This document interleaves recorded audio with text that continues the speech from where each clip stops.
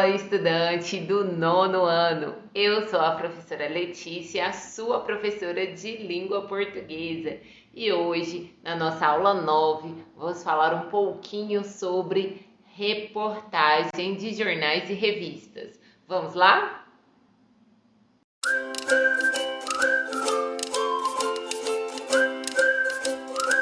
Na reportagem, o gênero textual é jornalístico.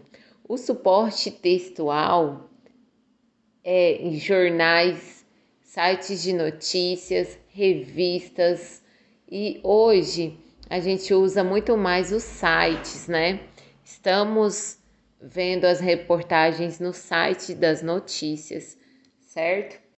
Pode ter reportagem em programas que são especializados em reportagem, como por exemplo, Globo Repórter, o Profissão Repórter também é outro, especializados em reportagem, tá certo?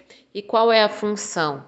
Informar o leitor, apresentar a opinião do veículo de informação, e nem sempre é do jornalista que escreve, mas daquele veículo de informação, e colocar uma visão crítica no leitor.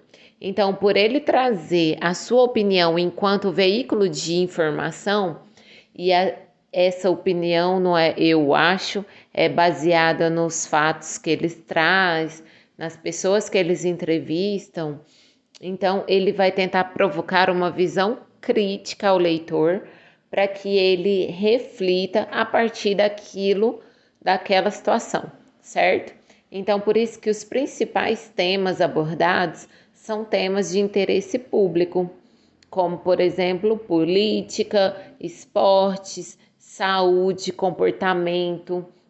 Nesse caso, a linguagem ela é formal, mas ela é mais simples, né, mais dinâmica, e ela pode utilizar do discurso direto e indireto, caso caiba colocar um diálogo no meio dessa reportagem, certo? E ela é também mais pessoal, tá? Às vezes o jornalista conta detalhes de quando ele foi lá e viu, entrevistou e conversou, e o que ele sentiu a partir daquilo que a pessoa disse. A estrutura de uma reportagem, ela é basicamente a mesma da notícia, porém, ela é mais densa, certo? A gente vai ver um exemplo disso. Então, aqui no nosso exemplo da BBC, a gente tem o título: Games melhoram a memória e outras revelações da maior experimento sobre inteligência já realizado no mundo. Isso é notícia? Não, isso é uma reportagem. Primeiro, ela é mais extensa, certo? E ela está com o subtítulo: Quando se trata de medir a inteligência, há muitas habilidades que entram no jogo, desde a resolução de problemas e habilidades relacionadas às relações espaciais, à consciência emocional e à memória. Então, uma coisa é clara aqui: a inteligência é importante, as pessoas que saem. Mais uma coisa é clara: a inteligência é importante, as pessoas que saem bem nos testes de inteligência tendem, em média, a viver mais, a envelhecer melhor e são mais propensas a obter sucesso acadêmico e profissional. A boa notícia é que mais e mais pesquisas indicam que a inteligência não é fixa. Então, o que? Certo? Indicar que a inteligência não é fixa. Até alguns anos atrás, acreditava que nascemos com todas as células cerebrais que queremos na vida, que ela estaria em declínio a partir da... A boa notícia é que mais e mais pessoas indicam que a inteligência não é fixa. Então, o que? Certo? Indicar que a inteligência não é fixa. Até alguns anos atrás, se acreditavam que nascemos com todas as células cerebrais que teríamos na vida e que elas estariam em declínio a partir da quinta década da vida. Agora, então, quando Agora sabemos que isso não é verdade. Como que nós sabemos que isso não é verdade? Tecnologias com ressonâncias magnéticas e nos permitem ver o interior dos cérebros vivos e observar como eles funcionam de maneira e não possuem há mais década. Por quê?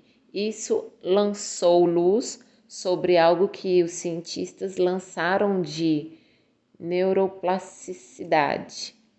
Então, olha só que interessante. A gente vai ver como ela é mais extensa do que a notícia, no caso, certo? Então, ele vai trazendo coisas que supõe-se que são interessantes para que o leitor formule, então, uma opinião. E vamos ver, então, como que se encerra essa reportagem. Antes de encerrar, vale lembrar que existem coisas que esse tipo de teste não pode medir, como personalidade. E a característica de personalidade mais importante nesse contexto é a dedicação. Estudos indicam que eles podem compensar qualquer deficiência. Então, exercite-se enquanto joga videogame em russo no computador. Então, o que ele traz? Uma dica, uma reflexão maior. Então, você vai fazer isso, mas também faça isso, que isso é importante.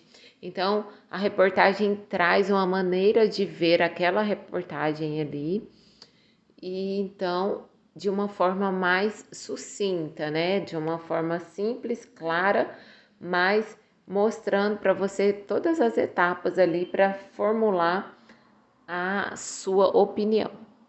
Então, agora resolvi falar um pouquinho sobre a diferença entre notícia e reportagem, por ser um tema, né, bem próximo, né, tem características muito semelhantes e que acaba dificultando o nosso entendimento e sabendo separar cada um na sua no seu conceito, certo?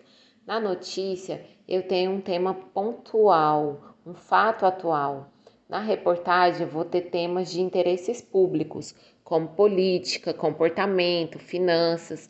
Então, a notícia é uma coisa que está começando agora. E a reportagem não precisa necessariamente ser uma coisa que está acontecendo agora, de imediato. Basta que seja de interesse público e que interessa mais aprofundamento, né? A notícia não se aprofunda em análise críticas, ou não deveria. Em alguns momentos ela acaba fazendo isso, mas ela não deveria, certo? E a reportagem, ela descreve, narra e interpreta os fatos, né? Então, enquanto a notícia só descreve e narra o fato, a reportagem ela traz a interpretação, como eu falei, no veículo de informação. E ela traz mais informações e tem fontes diversas de informações, diversas pesquisas, pessoas que falaram sobre aquilo. Eu posso ter várias sessões dentro da mesma reportagem, enquanto que na notícia eu fico mais presa no que aconteceu de fato, certo? Tem notícias, inclusive tem notícias que se concluem mesmo sem você saber o final do fato.